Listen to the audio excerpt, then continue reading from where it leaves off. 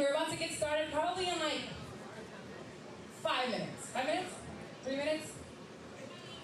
3. Let's get our drinks, bring your food, and we're gonna get started. It won't take long, I promise. I don't like being outside, so we're gonna go right back home quickly. We're gonna eat, drink, and go home. We're getting started in 3 minutes.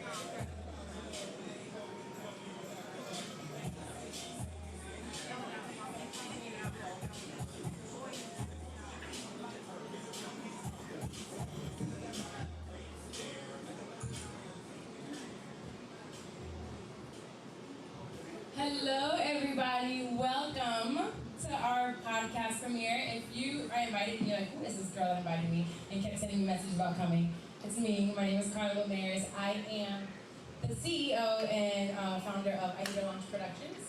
So I produce podcasts, basically. I left my job corporate here in Orlando 6 years ago.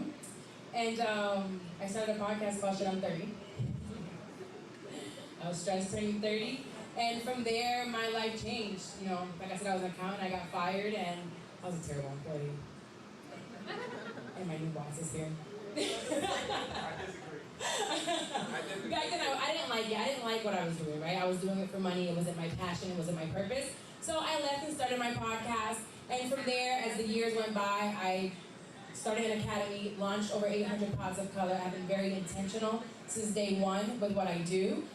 When I started this podcast, I couldn't find anyone that looked like me, sounded like me, to help me. They wanted everything short of my firstborn. She doesn't like me now, so I probably should have.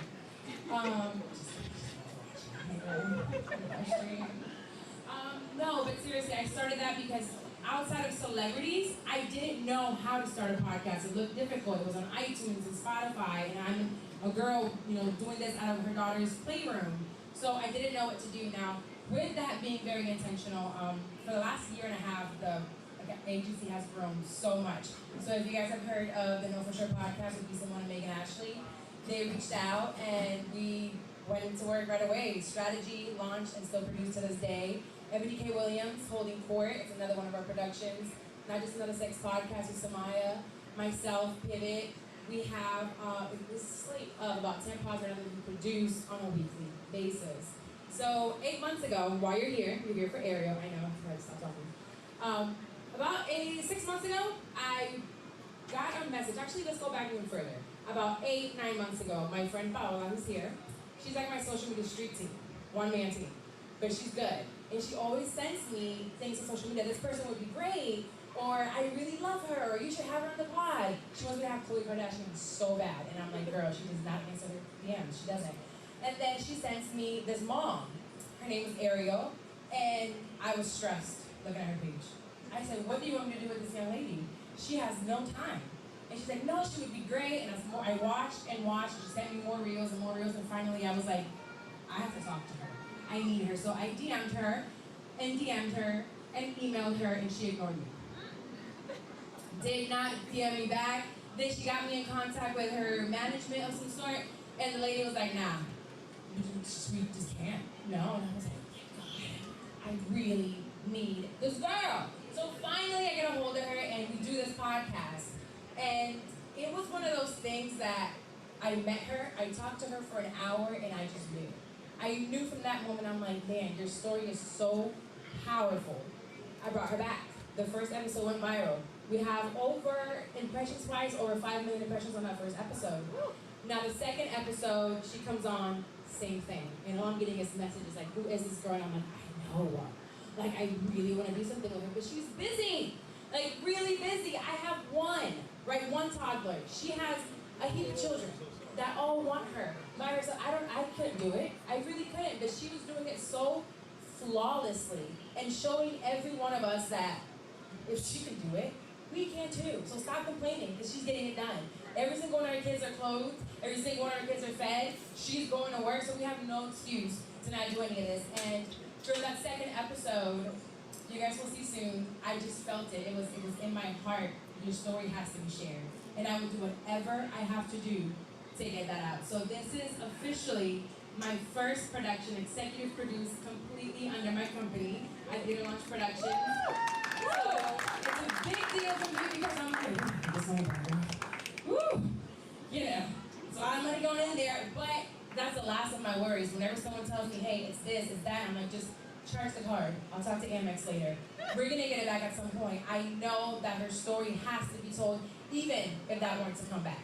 I'm not worried about it. There are women that are watching this, even in the live stream right now. I don't know how many hundreds of people are out there. Within a week, we had 2,500 people sign up and want to be a part of it, and the email doesn't stop with responses of them being excited. So I'm so happy that you're here. What we're going to do is it won't take long, but we are going to have a Q&A with her and her kids. But before we start, I want to show you what is about to premiere tomorrow to the world and the episodes that are kind of coming. So here's the trailer. Woo! Woo! Woo!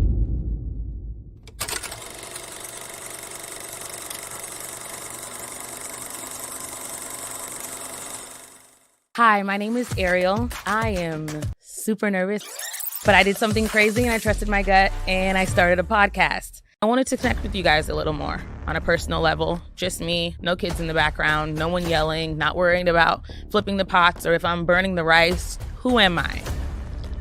I'm just another mom being eaten alive by housework. Or am I just another survivor of domestic violence? I don't know. And that's the honest truth. I am divorced. I went there on purpose. I signed it. The first person I told about the abuse was the cops.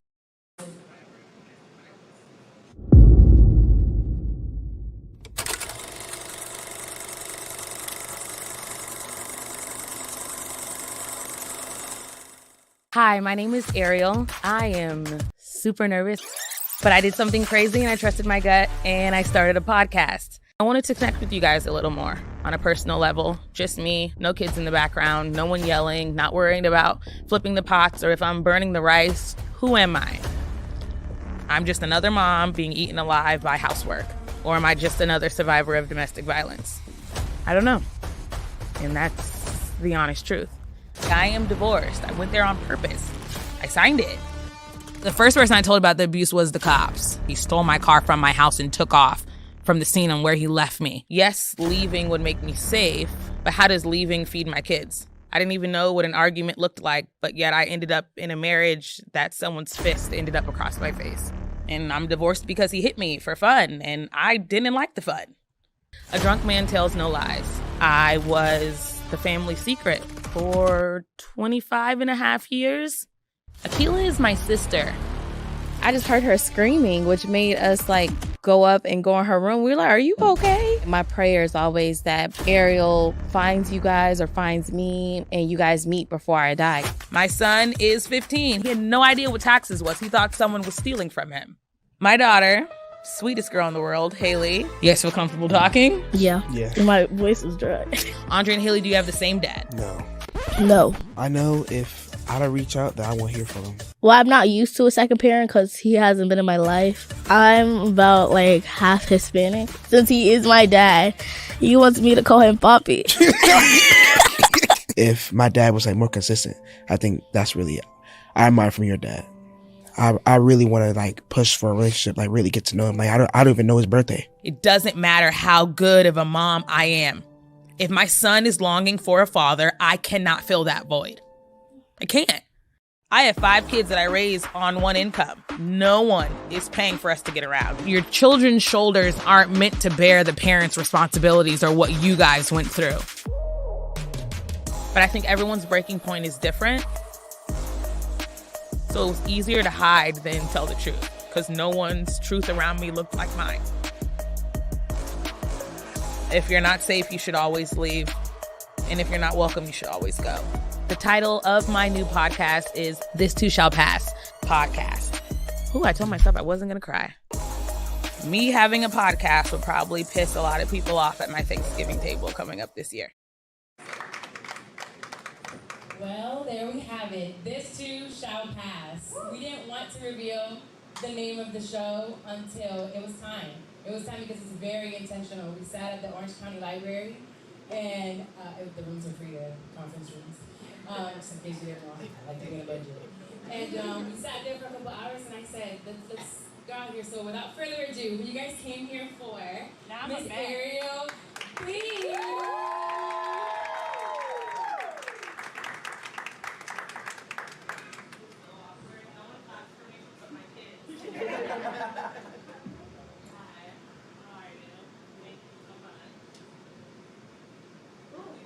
We did this. It's a long time coming. It was. Come sit. Let's talk to our friends. You usually see them behind a screen. Some of them I know in real life, but some of them is behind the screen. The majority. And it was really fun to hear you have. Remember, you have currently, I think it's 500-something people live. No pressure. So how do you feel? Relieved. Kind of when you're waiting for something, it's heavy and it's heavy and it's heavy and it's building. So for today to finally be the day and I can breathe, I feel good. You feel good? Yeah. All right, well, I do have a few questions for you since everyone came here to see you, and it is a big deal, right? She's been sharing her story for a long time. It's just a long time. And I do want to thank you. I know I've thanked you already. Because when I wanted to do this, I asked you to give me full creative control. And I said, I just trust me. The biggest thing was she had to trust me. Anyone could have came to her and done this. Literally anyone. She has some of the biggest names in the industry in her inbox. I see them. And I'm like, more. You know, but I wanted her to allow me to tell the story of this woman that I met, that I connected with, that I really feel like I don't want anyone to take advantage of you. And you're a gold mine for those of us that need to be seen as well. So, my question to you is, Okay, let's go. so now it's out. How do you feel about telling your story to the world in a longer form outside of social media? It's hard because I feel like a lot of my page is my kids. They're what's funny and loving and consistent and whole to me. So it's different to sit here and talk about myself. This is about you. Yeah, I wanted it to be 100% about you. yeah, that's hard. I haven't always been proud of who I am. So to do something just about me is a big step. I need a tissue. Can we get a tissue, please? Actually, a lot of them. Because I'm a crybaby and I love making people cry, but I'm the first one that cries. It's true. You've been a mom now for 15 years? Yeah. 15 years. And we landed here 3 years ago of you by yourself. Right. So this is one of the most intentional parts of it, that I wanted her story. Her kids are amazing, and you will see them, and we'll continue to see them. But this is Ariel, the woman, outside of the mom, or outside of the woman that goes into a 9-to-5 job, or the woman that is creating merch out of her home to have to supplement her income for her kids. That's a lot of work. It is. That's a lot of work. That's why. We're not gonna do that no more. So for sure, it's all about you. Now, did you ever think that everything that you went through, that your voice would matter? After everything you went through, did you think your voice would matter? No, No? I didn't. Every time something happened that was bad to me, when I went there to get help or to get a resource, the rooms are full. So how dare I cry about being a single mother, but if you go downtown to get child support, when you walk in the room, there's hundreds of women in there. When you file for divorce on domestic violence floor, there's hundreds of women in there. So no, why would the same story matter? Why? I'll tell you why, because she was a little bit different. You didn't lay down, she didn't cry victim, right? And if you guys follow her and see what she does, she's never just like, well, let me lay here and just take, what's it called? Food stamps. No, I mean, me too. help. No, but you could just take that, and say, I have to stay here in mediocrity to continue, You said, I'm going to do something different with my life. Now that we're here, things I know, and I have faith that things are going to change. How do you feel, and what are your hopes and dreams now that we're putting your story out? Unfiltered, long, you. I think that's the hardest thing for people to really understand is that, yeah, I have a lot of followers. Yeah, there's a lot of people that watch the ins and outs of our life, but I don't do anything if it's not for my kids. None of this will benefit me. But if you sit down, just one dream for Ariel. I have no idea. You haven't said anything about it? No. And that's real. It's the real answer, there's no other way. Do you have any short-term goals? To buy a house. On top of all of this, I don't know if I should say that. Any long-term goals? For me or just in general? Whichever. Both. If I can get all my kids to 18, safe and healthy and not healing from me as a mom, that's all I want. You're doing a great job. You're doing an amazing job. Oh, I don't have makeup done. Okay, hot baby on everything. Ooh, okay. Yeah. So short-term goals. One thing I will say, and I don't know if it's sped up the process, I think that when I brought you, kind of owe you a little bit, because when I brought you on the show, another show, Pivot with Purpose, if you haven't watched it yet, it's a good show. But I didn't expect for it to do what it did that episode. So my question to you is, did it speed up some things in your life once you finally told your story in such a big platform? Family-wise? Yes. I think every family has their, like, you love everyone, but you butt heads with some of them. And some of them are your parents or cousin or not or which have you, but I think it's, first I want to say I love my parents with all my heart. I wish them no ill will, and this isn't done to hurt anybody. But I just feel like my story wasn't mine for so long. So whether the courts got to tell it for me, or the police report told it for me, or my parents you get to control the narrative if you don't let everybody know the truth. So when I didn't know who I was, they got to control the narrative. And I think it's hard for parents, regardless of if your child is adopted or not, because that's my situation. I think it's always hard for that child you've loved and nurtured and spent your time and money and dedication, to let that go is hard. So to let that go and then also add in, hey, you're not of my blood, I think that's hard. So they have to love me while I tell my story with my own voice. I'm proud of you. Thanks. So I want to bring up those kids that she talks about. They're famous, y'all. When I tell you famous, if you are here because, again, I invited you to come, these kids walk around Orlando and they're like, hey! No, the kids are excited to see them. They're famous on TikTok, all over Instagram, all over YouTube. So let's bring your kids. We have Andre, Haley,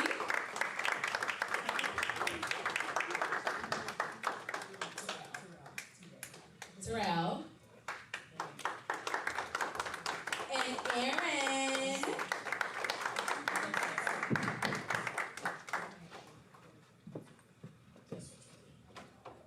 Go wherever you want. She just said she was gonna sit there. You go there, you don't want to be there. Can we see the questions? You sure? Okay. Hi, kids. Oh, I said that. We can shut up. There's one more right there. You can have your own. So I do want every one of you guys to answer. How do you feel about your mommy coming out with a podcast? Go first, D. He said, I already said it. Okay, Oh, she so is good. There you go. I think it's good that my mom gets to share her story, like share what she goes through day to day and like how she perseveres through different situations. I think it's good that my mom gets to express herself in different ways. So I feel like it just brings a lot of joy, a lot of. I always see my mom like really happy, like when she picks up her phone and records it, like, or taking a picture. Like sometimes that's annoying. We gotta take 10, 15 pictures all together, but just seeing it have a smile on my mom's face, it just, I know my mom's doing like what she's meant to do. It's like it's really grateful that my mom got this opportunity to do this. That is a mother's child. Woo! You're gonna tug at your heart every single time. Thank you. That was very nice, Andre. Who wants to go next? Oh, I'll go next.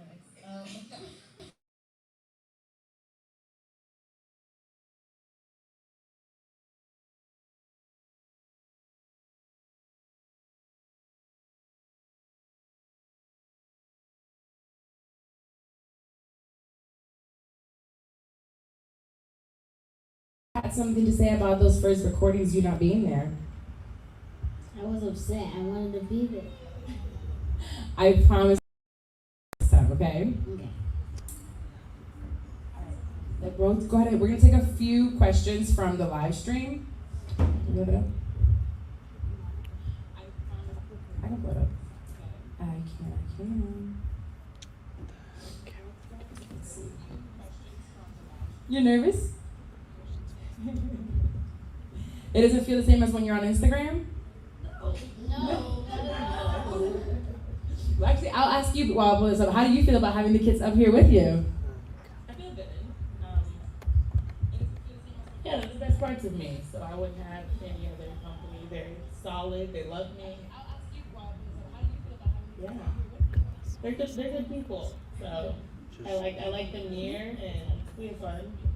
They've eaten half of your buffet back there, but it went into good use. All right. So I really want to bring up some people here saying they're all super proud of you. And I don't want to keep everyone out here for a long time. I just wanted you guys to see what's coming next. So next week we will have episode 1 and 2. This trailer will come out. Now what I do want everyone here to do to support her and this show and where we're going is if you have an Apple iPhone to pull that out. Ooh. If not, Spotify, Green Bubble. Most Apple iPhones have an Apple Podcast app. If you go ahead and type "This Too Shall Pass,"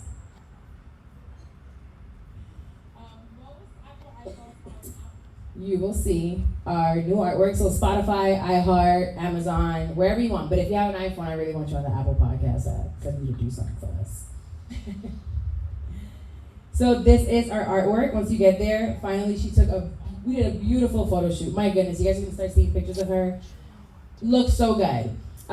What I would love for you to do is to hit that follow button up at the top. Subscribe, follow her on whatever audio platform that you listen to podcasts on. If you don't listen to podcasts, it's about to be your new favorite one. And when you scroll all the way down, it'll say rate and review and write a review. I would love for you to right now give it 5 stars and just leave a review of whatever you saw here, what you think about, what's coming up. Those really help the show within any podcast. If you ever listen to a podcast, it's kind of like an Amazon review. You go to Amazon and you see this bomb has 2 reviews and you're like, okay, let me go to the next one. But that person might be really good. It's just there's no reviews. So the same thing here, right? We want to make sure that we're all supporting so it works in our favor to continue to grow the show. Is there anything else you want to say? Take it on over. No? Do you have something to say? Okay. So if it comes back to me, I would like to say thank you. It's hard because people often say, "Who are you?" And I really am just another mom or another girl. I never thought telling my truth would get me this far. I actually started Instagram with a lot of the over-edited photos and the super clean rooms and the tidy rugs, and it was just hard to keep up with. It was hard to pretend to be something that I'm not. Is that me or you? Hello? So it was easier for me to just, I guess, be me and tell who I was and show my kids for who they are, and their quirkiness and things that make us smile. So I really want to say thank you because I didn't do anything special. I didn't roll up in a fancy car. I didn't have this huge mansion or kids one's in private school by the skin of his teeth. We're barely in there. Literally. They charge one more lunch. We have to go. Gotta go. So it was nice that ordinary was still good enough. And perseverance was still good enough. And being honest that every day is not perfect. I am very honest with my page. Some days are great, and my great days are very overstimulating to the masses. So it was nice to just be myself and still be accepted for who I was, and I no longer had to be someone that I wasn't.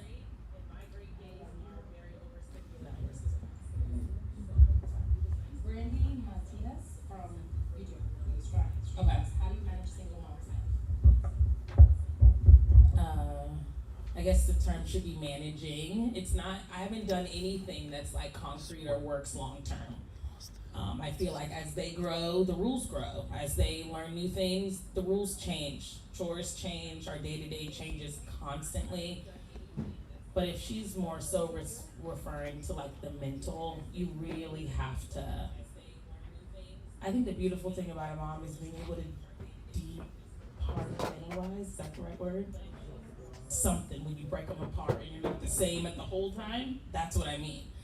I may have a good day, but I had to learn, it's not appropriate to pick your kids from school bawling and crying, or I had to, if I was at work, be at work, and when I'm at home, then I have to be at home, but I couldn't I was struggling when my emotions were running through everything, because it was hard for me to be solid or consistent or there for them if my mental wasn't under control. So I sought therapy for a long time. That has really been helpful to me. I surrounded people around me that maybe their situations were similar, or they were single moms, or that doesn't bother me at all. He's perfectly fine. I had to change my circle. I had to put myself around people that weren't perfect, or maybe some glimpse of their life could be helpful or beneficial to me. I think picking your circle is important. Super important, picking your circle, who you have around. Andre from the live stream, they love you, boy. They're like, woohoo, big love for Andre. They do want to ask you though, how does it feel being the oldest and having more responsibility than the rest? He said, turn it on loud. It's very frustrating and it's hard. That's real. Yeah, I feel like me being the oldest and me like maturing.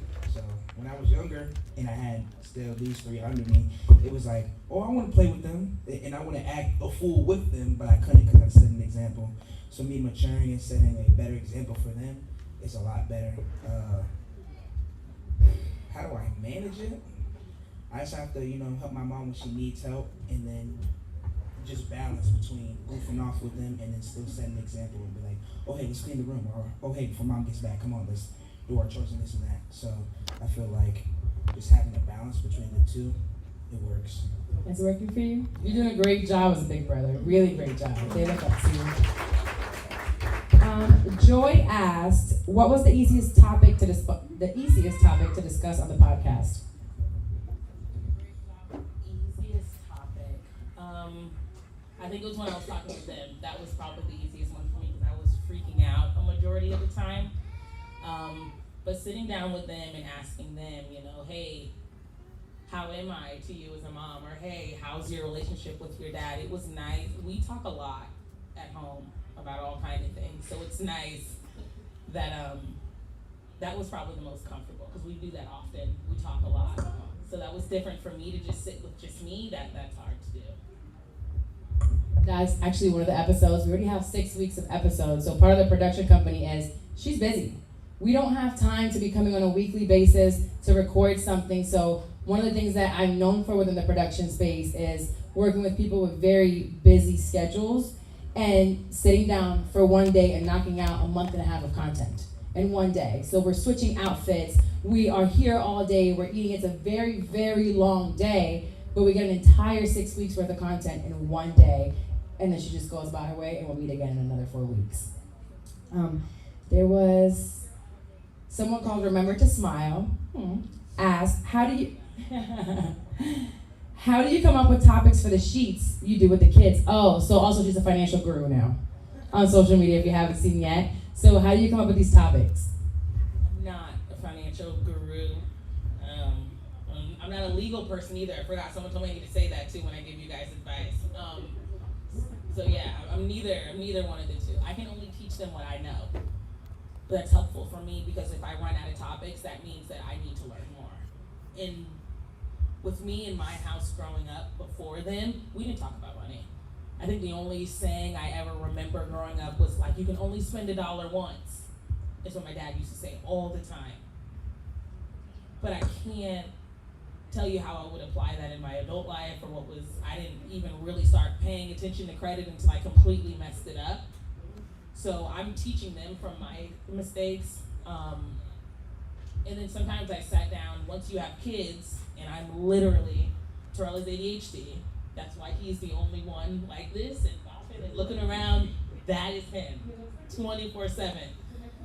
So it was hard for me as a mom to like go over things with him that A, frustrated him, B, took him longer than the average child to consume, and then C, to know as an adult, no one will ask him about Johnny Appleseed. No one will ask him about which president had the wooden teeth.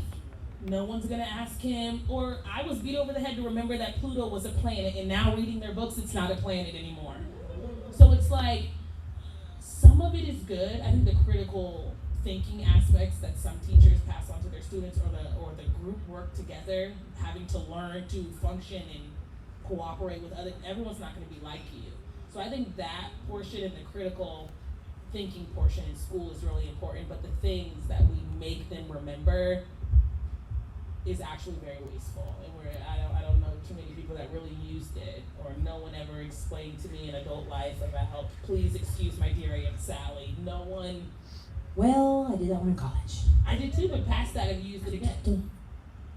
No, unless I was on an Instagram meme and I wanted to get the comments right, so I could prove that I know math. So yeah, I just taught them for where I've messed up. And some things are irrelevant right now. Everyone's student loans are coming back unless you buckle down within the 3 years and pay them off. Not ready. So how do I set him up in 3 years? I really went for the private school for his 10th grade year to show him how hard it was to do scholarships and how he had to present himself to the masses for someone to say, hey, you deserve to go there. So there was something that was a little controversial on your social media when it came to Andre's private school. So for those of you who don't know, he was in public school, he plays football, and he really wanted to go to this private school, and it was how much per year? It's $20,000 a semester for 10th grade. Oh, a semester.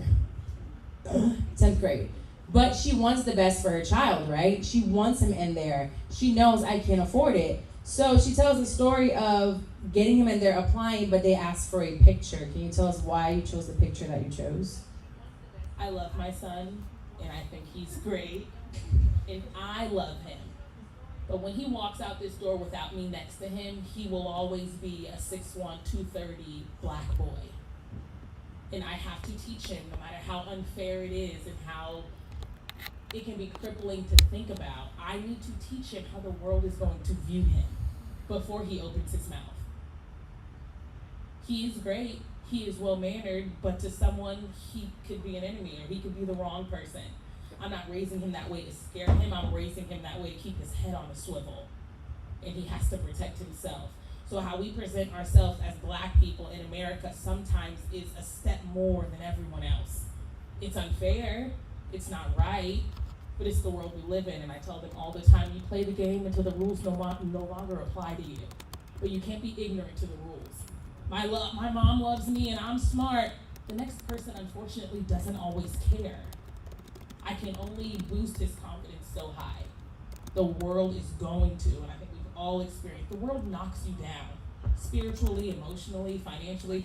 So I have to put him out there the best way I can. So when they take their hit at him, he's at an 80% and not a 50 or a 40 or checking out or no longer wanting to live anymore because I didn't tell him the truth. You can love your kids and still tell them the truth. So you chose a younger picture of him. A younger picture of him. He was more, as he calls it, square looking. He didn't like his hairline. He didn't like his backpack. It was before he got accepted for 10th grade. So this one he was going to 8th grade. So 2.5 years off, 70 pounds lighter. But who doesn't show an old picture? You a little snatched. You look a little better. But he didn't like it. As a 15-year-old boy, he wanted his photo to have swagger. And I'm sure that swagger gonna get you in. But at the same time, it is true, as a mom, she's trying to protect her son, and she's like, hey, I have to get him in there. And it's him, at least. Catfish, have y'all seen it? It's not even there. So she used, it's still him. It was just a little while ago. He reassured me that it wouldn't be used for the year. Oh my That's gosh. what he was worried about. Can you imagine, Andre? It was only for the application